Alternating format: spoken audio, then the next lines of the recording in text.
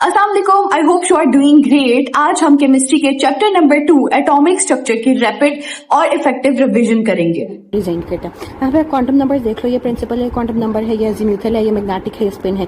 Principal quantum number जो है वो बेसिकली हमारे पास किसको शो करता है, वो हमारे पास शेल्स को शो करता है। और अजीमुथल क्वांटम नंबर जो है ना वो हमारे पास बेसिकली ऑर्बिटल्स को शो करता है।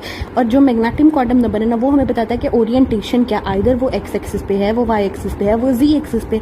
स्पिन क्वांटम नंबर आपको बताएगा कि उसकी स्पिन किस तरह से, आइदर वो स्पिन पॉजिटिव है या फिर नेगेटिव स्पिन है। दो तरह की स्पिन हो सकती है हमारे पास।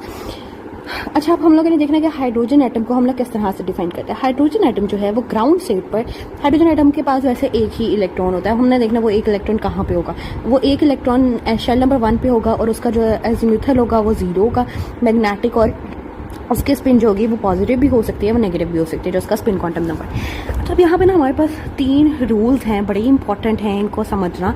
एक है हमारे पास पॉली एक्सक्लूजन प्रिंसिपल, दूसरा है हमारे पास ऑफ बाउ प्रिंसिपल, तीसरा है हमारे पास हॉर्न्स रूल।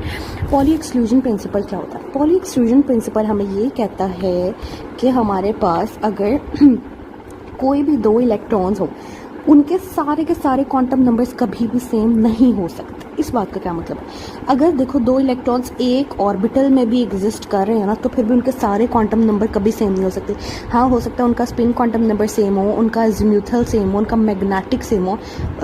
ये अजीमुथल बोला है, ये मैंने मैग्नेटिक बोला है, ये हमने जो उसका मैग्नेट, ये जो सबसे था हमारे पास प्रिंसिपल क्वांटम नंबर, ठीक है। अब लेकिन जो उनका स्पिन है ना वो डिफरेंट होगी। हाँ, ये बस एक नेचर का रूल है कि जिस तरह आप लोगों ने पढ़ा है ना ह्यूमंस में क्या होता है, जो डीएनए वो कभी मैच नहीं प्रॉपरली कर सकता, इसी तरह जो फिंगरप्रिंट है वो कभी भी प्रॉपर मैच नहीं कर सकती, जो आई का रेटिना है वो कभी मैच नहीं हो सकता, ठीक है। 2 बेशक आइडेंटिकल ट्विन्स भी हों, उनका भी वो डिफरेंट होगा। इसी तरह 2 इलेक्ट्रॉन्स हैं, उनकी आइडेंटिटी डिफरेंट है, उनके सारे कभी भी सेम नहीं हो सकते। जो क्वांटम नंबर्स हैं अल्लाह ने सबको अलग अलग बनाया। इस तरह एक की स्पिन पॉजिटिव होगी, हमारे पास एक नेगेटिव होगी। ये हमें बात कही पॉली एक्सक्लूजन प्रिंसिपल ने।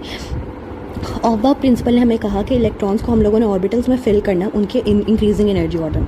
इंक्रीजिंग एनर्जी ऑर्डर का मतलब है कि पहले हमने उसमें फिल करना है जिसका लो एनर्जी है, फिर हम लोगों ने लो की तरफ से जाना हाई एनर्जी में, ठीक है। अब हम लोगों ने देखना है हॉर्न्स रूल क्या कहते हैं। हॉर्न्स रूल हमें कहता है कि इलेक्ट्रॉन्स जो है ना वो डी जनरेट ऑर्बिटल में ना उसको सिंगली फिल करेंगे। इस बात का मैं आपको समझा देती हूँ। फर्स्ट कर लो हमारे पास इस तरह से 3 ऑर्बिटल्स हों, जैसे px हो, py हो, pz हो, और हमारे पास इलेक्ट्रॉन्स जो है ना वो हो हमारे पास फर्स्ट कर लो 2 हैं।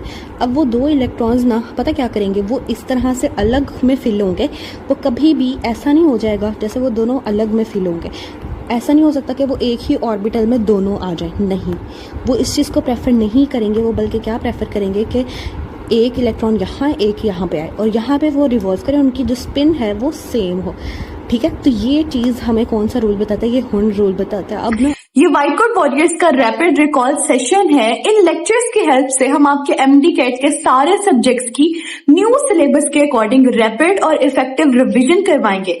इन लेक्चर्स की हेल्प से आप अपने पूरे सिलेबस को बहुत ही इफेक्टिवली रिवाइज भी करोगे और इंशाल्लाह एमडी कैट में मैक्सिमम मार्क्स स्कोर करोगे।